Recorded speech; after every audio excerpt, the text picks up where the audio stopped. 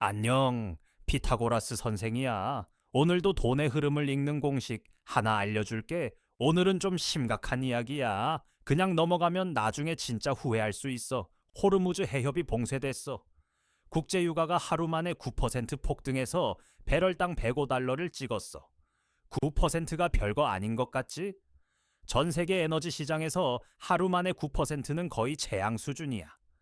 미국이랑 이란 종전 협상이 43일 만에 완전히 깨졌거든. 43일 동안 전 세계가 숨죽이고 지켜봤는데 결국 최악의 결말이 나온 거야.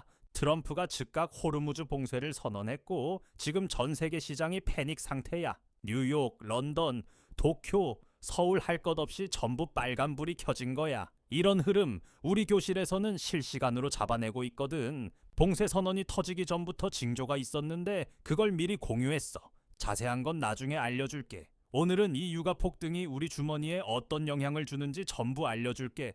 단순히 기름값 오르는 얘기가 아니야. 이게 금리, 환율, 주식까지 전부 건드리는 구조야. 하는 금리 인상 얘기까지 나오고 있으니까 끝까지 집중해. 오늘 이 영상 하나면 지금 시장 상황 전체가 정리돼. 그러니까 끝까지 꼭 봐. 수혜주 이름까지 뒤에서 다 공개할 거야. 내가 오늘 알려주는 거 그냥 흘려듣지 말고 메모하면서 따라와. 준비됐으면 바로 시작한다.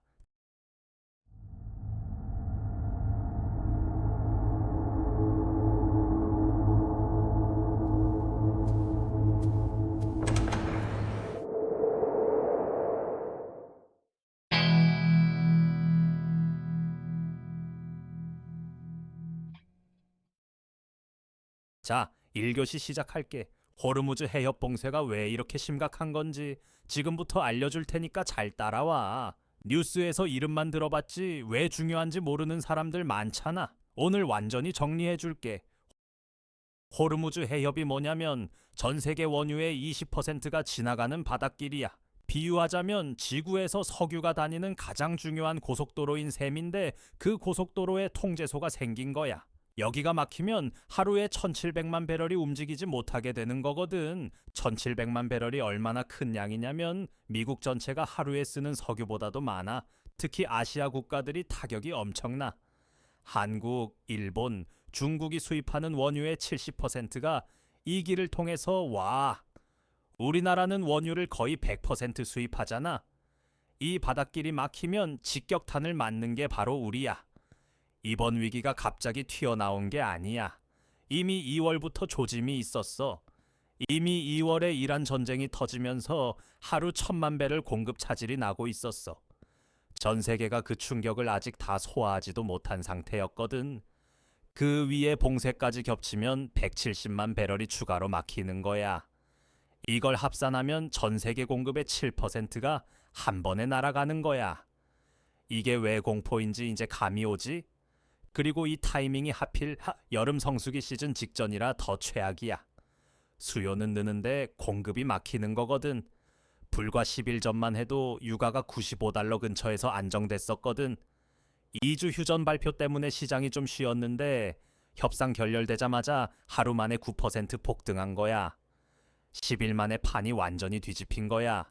그 사이에 방심하고 있었던 투자자들은 그대로 맞은 거고 이게 바로 지정학 리스크가 무서운 이유야. 예고 없이 터지고 터지면 하루 만에 끝나. 이 상황을 두고 전 세계 에너지 전문가들이 일제히 경고를 내놓고 있어.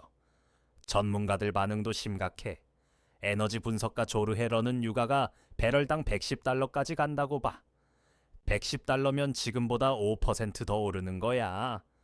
주유소 기름값 생각하면 체감이 확 오지?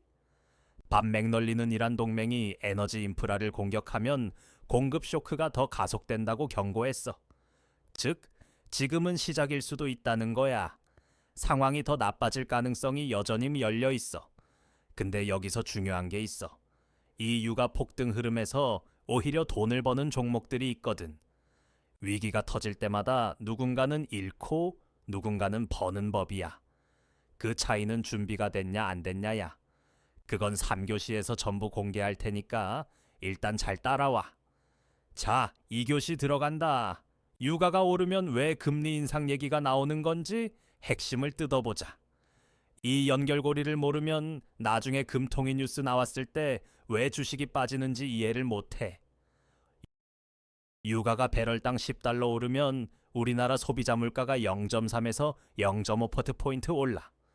이게 왜 큰 거냐면 물가는 단순히 마트 가격만 오르는 게 아니거든. 물류비가 오르면 식품값 올라, 전기요금 올라, 교통비 올라. 다 연결돼 있어. 지금 CPI가 이미 3.2%인데 여기서 더 올라가면 한은이 가만히 있을 수가 없거든. 한은의 목표 물가가 2%야. 3.2%도 이미 한참 넘은 건데 거기서 0.5%가 더 올라가는 거야. 역사에서 배우자. 비슷한 사례가 있거든. 2019년에 호르무즈 해협 긴장이 있었을 때 WTI가 20% 올랐었어. 그때 한국 소비자 물가가 3개월 동안 1.2%포인트나 추가로 올랐거든. 그게 얼마나 심각했냐면 서민들이 장바구니 들고 마트에서 그냥 나오는 게 뉴스가 됐어. 지금은 그때보다 상황이 더 심각해. 2019년은 협상 여지가 있었지만 지금은 봉쇄가 선언됐어. 전쟁 리스크에 봉쇄까지 겹친 상황이니까 충격이 더 오래 갈 가능성이 높아. 하는 입장에서는 진퇴양난이야. 금리를 올리면 물가는 잡을 수 있는데 경기가 죽어. 안 올리면 물가가 더 뛰어서 서민 생활이 무너지거든. 이게 딱 외줄타기 상황인 거야. 어느 쪽으로 기울어도 누군가는 피해를 보는 구조야.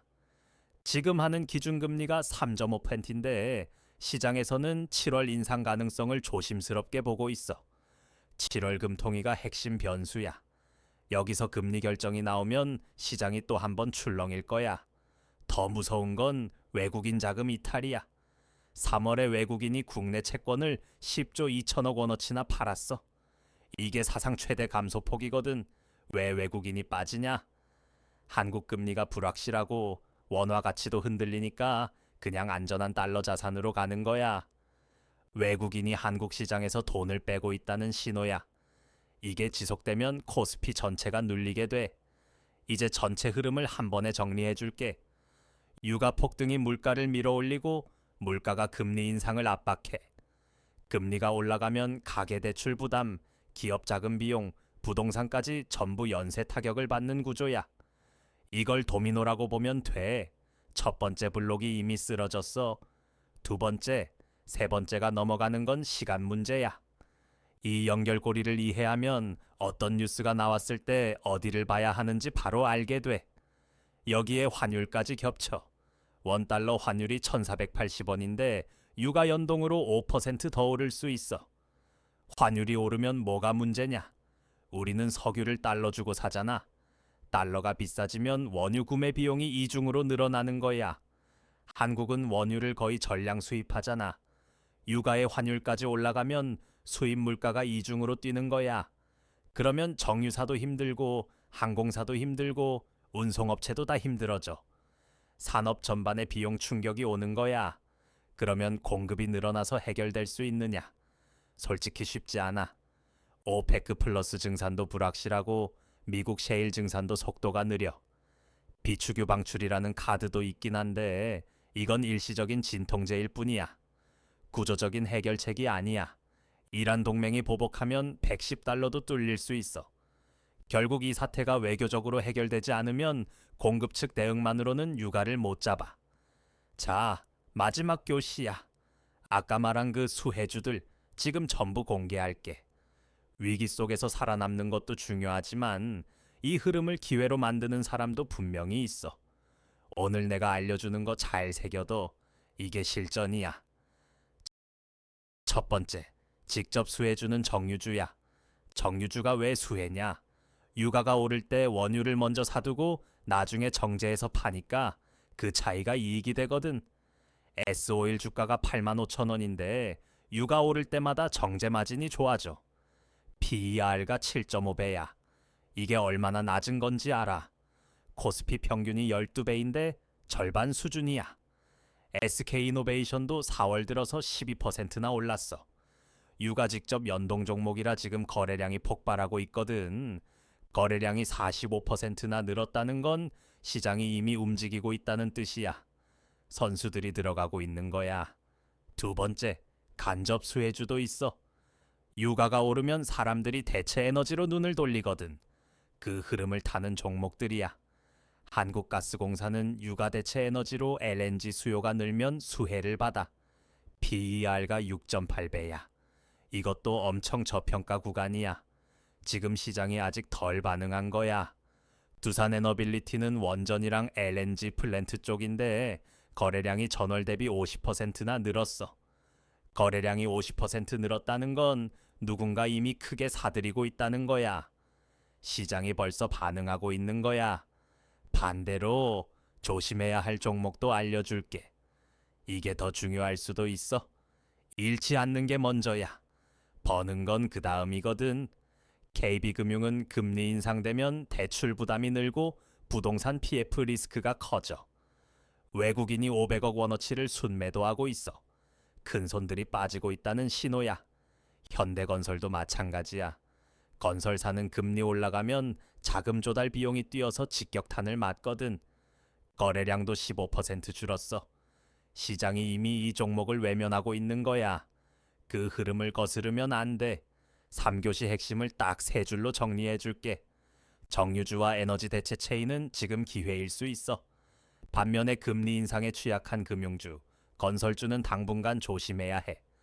이 두 가지 방향만 잡아도 지금 시장에서 최소한 손실은 피할 수 있어. 그리고 실전 대응 팁 하나 더 줄게. 육아 테마주가 뜨겁다고 무작정 뛰어들면 안 돼. 지금 정유주 거래량이 폭발하고 있지만 이미 단기적으로 많이 오른 상태야. 뒤늦게 추격 매수하면 꼭지에 물리는 거야. 그걸 조심해야 해. 당일 매매는 변동성이 크니까 에너지 인프라 쪽으로 분산해서 중기 관점으로 접근하는 게 안전해. 분산이라는 게 별거 아니야. 한 종목에 몰빵하지 말고 두세 종목으로 나눠서 들어가는 거야. 그리고 금리 민감주는 비중을 줄여두는 게 맞아. 위험을 안고 갈 이유가 없거든. 지금 시장은 경계 구간이야. 환율 1480원, 7월 금통이, 유가 110달러 돌파 여부. 이 세 가지를 반드시 체크해야 해. 환율이 1,500원을 넘어가면 수입 물가 충격이 한 단계 더 올라가. 7월 금통위에서 금리 인상이 결정되면 금융주랑 건설주가 더 빠질 수 있어. 유가가 110달러를 뚫으면 글로벌 경기 침체 우려가 본격적으로 뜨거든. 그때는 전략을 다시 짜야 해. 하나라도 튀면 시장이 한 번 더 출렁일 수 있거든. 이 세 가지는 달력에 표시해두고 꼭 챙겨. 이런 흐름 속에서 우리 교실 학생들은 어떻게 했냐면 호르무즈 봉쇄 뉴스가 터지자마자 실시간으로 공유했어. 뉴스가 터진 그날 아침에 이미 알림이 나갔거든. 그게 진짜 차이야.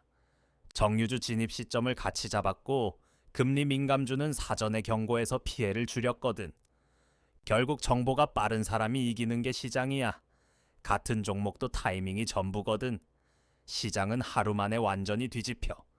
어제까지 괜찮았던 종목이 오늘 급락하는 게 지금 시장이야. 이게 과장이 아니야. 오늘 배운 내용이 그 증거야. 10일 만에 95달러에서 105달러까지 간 거잖아. 영상을 보는 이 순간에도 시장은 움직이고 있거든. 혼자서 다 대응하려면 무조건 늦어. 뉴스 보고 공부하고 판단하고 매매하기까지 혼자 하면 그 사이에 이미 기회가 지나가 있어. 오늘 영상 어땠어? 이번 유가 폭등 어떻게 대응하고 있는지 댓글로 알려줘. 다들 각자 생각이 다를 거야. 같이 얘기해보자. 실시간으로 분석받고 바로 대응하고 싶으면 우리 교실에 들어와. 선착순이고 무료니까 부담 없어. 오늘 알려준 내용 혼자 보고 끝내지 말고 교실에서 같이 이어가자. 더 깊은 분석이 기다리고 있어.